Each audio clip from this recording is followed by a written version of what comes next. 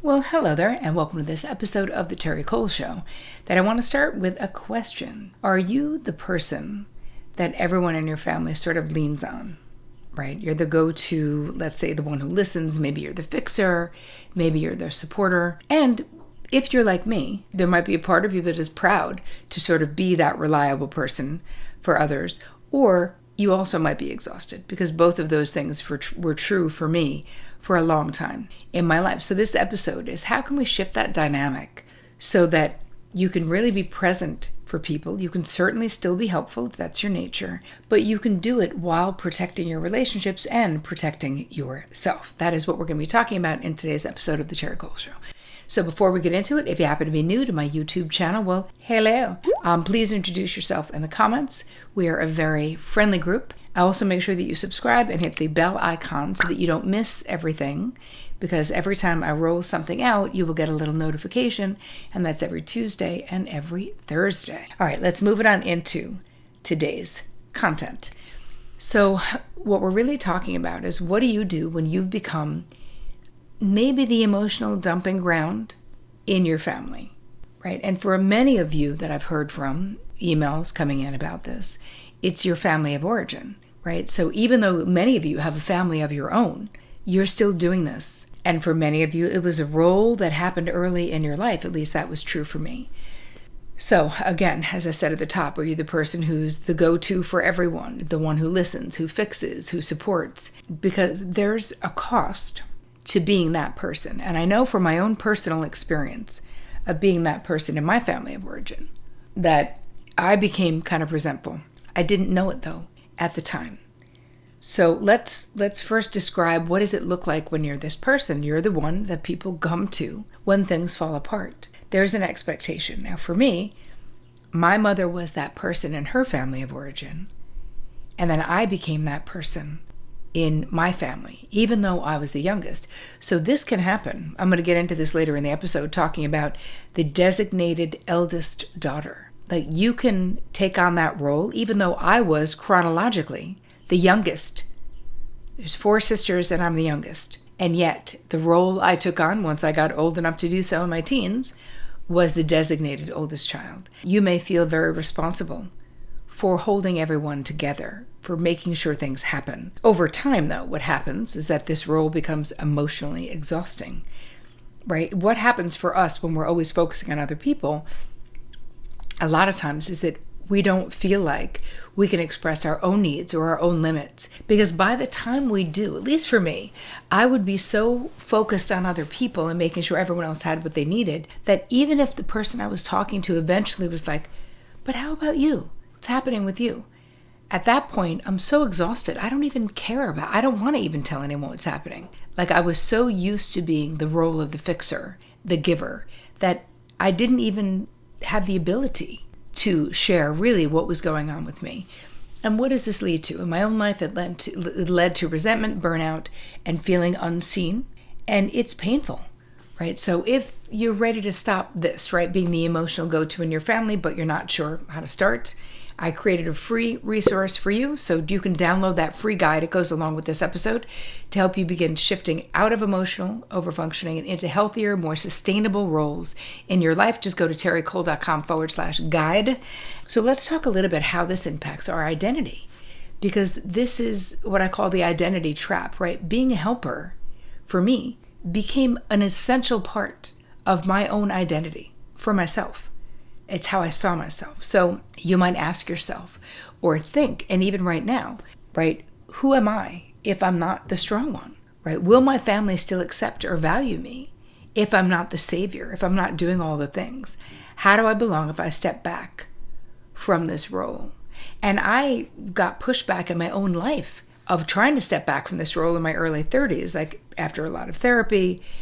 And I definitely got pushback where my mother wanted me to keep doing the role, no doubt. She was like, I'm too old to deal with this. One of my sisters was going through a divorce. It was a whole thing. I was like paying for the lawyer. I was doing all the things, going to court. My mother was straight up to my face. She's like, you have to get involved. I'm too old. I cannot handle this. And I felt like I had to. But it was like the resistance. Eventually, I was able to back out of it. But it was only through exhausting. I couldn't afford to be paying what I was doing was way beyond what I could handle doing, but I didn't know how to stop. So it's almost like you end up hitting a wall. Part of the identity shift that needs to happen when you're healing is we need to look at who are we if we are not like the super saviors of the world. And you're going to get pushback when you try to step out of this role. And yet, I eventually did it. It took time and energy and really understanding what it means to let the chips fall where they may when they're not your chips, which again is so hard because it can feel unloving to be doing it in that way, but it's really not, because it is unloving to yourself if you're endlessly overfunctioning and overgiving and overdoing, right? So letting go of that overfunctioning role so much of the time brings up fear, guilt, and even grief. For me, it really brought up this sense of grief of like, that was who I thought I was. And how will I be perceived, or will my family still love me if I'm not doing that? And yes, the answer is yes, they still do. And yes, they still did. But it required me to be courageous enough to step out of the role to do it. And you can do it as well. And trust me, people may not like it. I don't think anyone liked that I was changing the dynamic. But yet I knew I needed to do it for myself, for my health.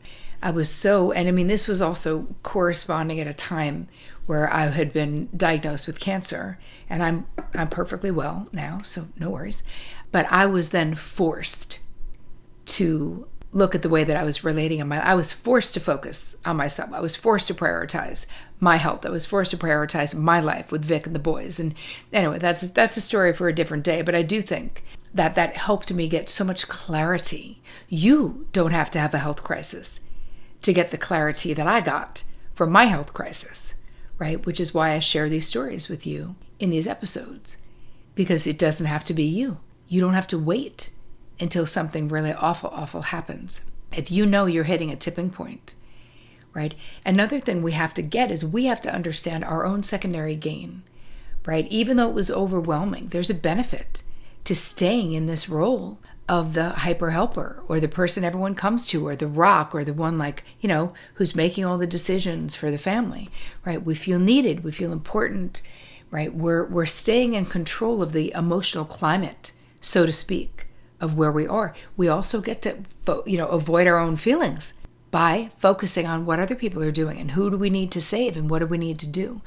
We also get validation and praise, and all of those things were true for me, but we have to be aware. And don't worry, in the guide, I'll give you the secondary gain questions again, which if you've been in these parts for a while, you probably know them. What do I get to not face, not feel, or not experience by continuing in this role in my family? And so much of it is that I get to not look at my own life, because I get to focus on your life. I know exactly what's wrong with your life. I just got to figure out what's wrong with my life, There's a whole codependency aspect of being the hyper helper as well, and being the one that everyone comes to. So this, enmeshed family systems and family systems with codependency, which are similar, so slightly different, but kind of the same, have a lot of this one person who's chosen. So you may feel responsible for your parents or your siblings' emotions, and they may be like, yes, you are, right? You may believe that it is your role, as I did, to fix, to soothe, to absorb other people's pain, to make it better. And boundaries can feel like abandonment or betrayal, but they're very important here, especially emotional boundaries, right? The truth is that their reaction to your boundaries, or to you changing the way that you're going to interact in the family system, that is not your responsibility. So it's like, you have to do what's right for you and be able to tolerate how other people feel about it. And you know what? Expect internal resistance. I had a resistance to changing that role, my own role in the family. It's uncomfortable. I felt guilty. You might feel anxious. You might have like a fear of not being loved or not being included or not being important, but this is normal and to be expected as you start shifting. This is part of your nervous system adjusting to a new and healthier dynamic for you. And you can still be, I promise you, the caring, loving person that you are, and not be overfunctioning, overgiving, or taking over other people's situations, right? It is possible. So let's talk a little bit about how you can shift the pattern. We want to identify the pattern without sort of all the blame. We're not blaming the other people. We're not blaming ourselves. Because I found in the beginning as I was shifting, I was really into blaming. I blamed my mother for putting me on the spot. I blamed my sister for having all these problems. And I blamed myself for not being able to stand up and not being able to say no when I didn't want to do a lot of these things because I was doing them at the expense of myself. So part of what I'll walk you through in the guide is how you can just start identifying the patterns. That's the beginning. You also have to get clear on your emotional boundaries, what you can and cannot hold for other people, what you should and should not hold for other people, right? What is your side of the street and what is someone else's side of the street? And I think that that's probably one of the biggest, most important questions that we have to be able to answer if we are not going to be the go-to person for people to be doing a lot of emotional or toxic emotional dumping on. You have to be able to communicate your limits with compassion and clarity. Remember, I think it's Brené Brown who says, clear is kind. And that is really lost on us when we have disordered boundaries. We are not being clear when we're trying to avoid a confrontation. There's all of this vagueness in our language and what it is that we're saying. We are implying, we are not being direct. So if you take nothing else away, I want you to remember that being clear is being kind. When you have this fear of speaking up and telling the truth about how you feel about showing up for someone or canceling your own vacation because someone else is in some kind of a drama or whatever. And I also need you to prepare for pushback, right? Or confusion from others. When we change, people are going to notice. I always use this analogy about, our relationships are like dances. And when you think about your family of origin, they're the people you have been dancing with the absolute longest. And so they're like the original dance troupe.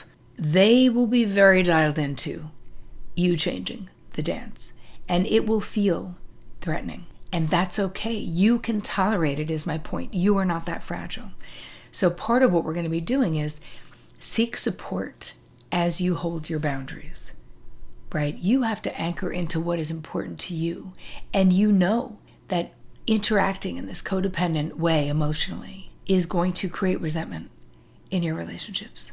And is that good for your friendships, for your love relationships, for your sibling relationships? Of course not. All of the resentment I had when I was in my blaming, remember what they say about blame. As you're pointing the finger out, there's 3 fingers pointing back at you. Because so much of the time, and of course, once I got healthier, I realized I was like, oh wait, that was on me. I needed to say no. I needed to set a limit, and I didn't do it. And instead, all I could focus on was the entitlement of other people, or how could they have that expectation of me? But it's not about that. Because as I like to say, because it's true, is that people can and will ask you to do the most unhinged shit. And you have to decide whether you want to do it or not. And you can still love someone and not take on their emotional burden, right? Another way of shifting the pattern is therapy, coaching, supportive communities. I've got a community. Join my community, terricole.com/TCM, Terri Cole membership, where we talk like this all the time.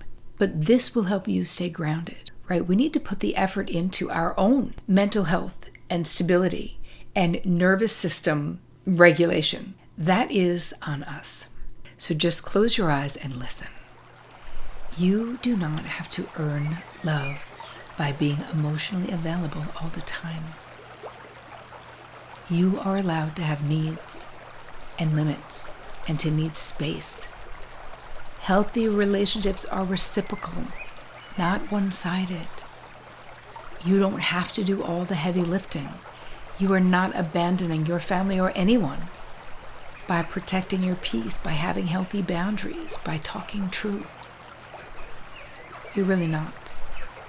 You are evolving the role that you play so that it includes you. So much of the time, these family roles, this was not for us, right? We didn't consciously take on these roles. What happens in a family system is they just get unconsciously assigned to us. Hence why we can even talk about family roles, how we all know that there's the hero child and there's the scapegoat and there's the invisible one, and there's the mascot, right? Depending on which theory you're talking about. But keep in mind, I did not raise my hand for the role of like the golden child or the hero child. But that's what I got, because it's what the family system needed. And nobody needs to tell us. We just act out our roles. The whole reason why I always talk about the basement of your mind is because this is unconscious stuff. We need to bring it from the basement to the main part of the house, open up some windows, have some light so that we can look and go, oh, okay, so this is what's been going on. So listen, you guys, if this is interesting to you, if you are looking for support, I'm just telling you, inside the Terri Cole membership, we explore all of these dynamics. We practice healthy boundaries and nervous system regulation and relationship healing with a community that gets it, with like-minded, like-hearted people. So if you are ready to stop overfunctioning and start feeling emotionally supported too, not just being the emotional support, I would love to have you join us. So learn more and sign up at terricole.com/TCM. And don't forget to get the guide that goes along with this episode, terricole.com/guide. I hope that this episode of The Terri Cole Show added value to your one-of-a-kind, amazing life. I hope you have the most amazing week. And as always, take care of you.